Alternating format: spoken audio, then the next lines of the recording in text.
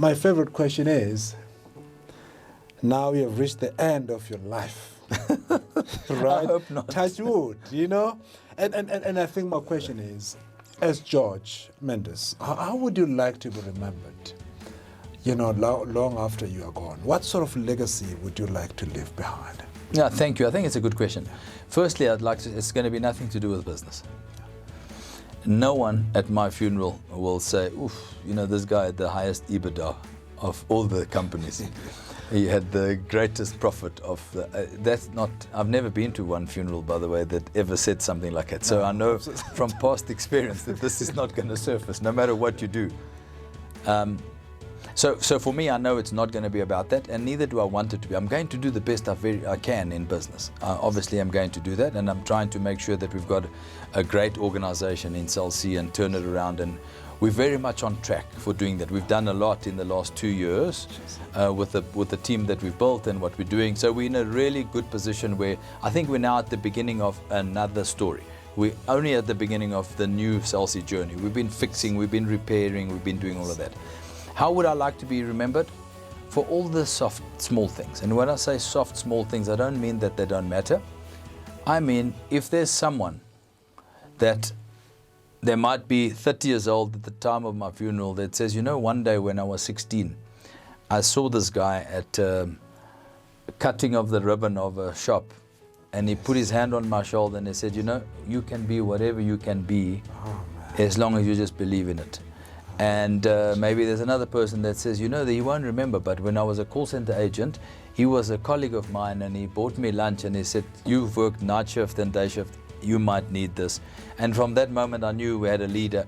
Those are the stories that actually matter, to be brutally honest. And I think if I can touch people's lives in some way or the other like that, you know, the rest guidance will give, the business stuff will give. But if you can give, and I've had this, by the way, I'm still alive, fortunately, and I plan to live a lot longer, although it's not all in my control.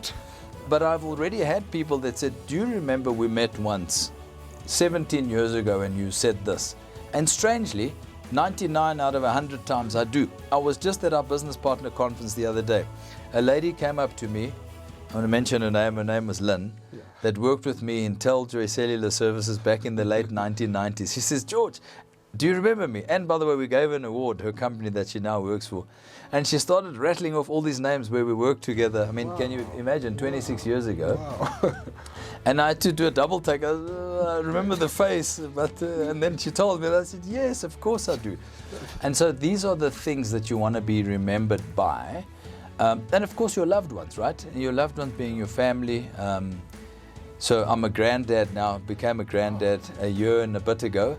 So going in 2 years in December, I've got a beautiful grandson.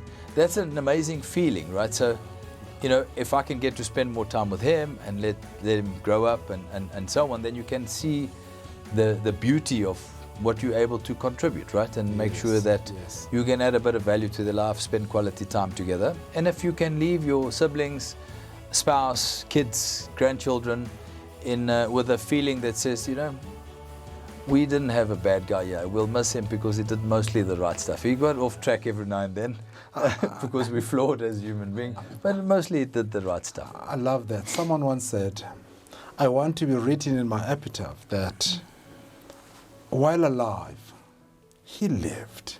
And I love that. You know, while alive, he lived.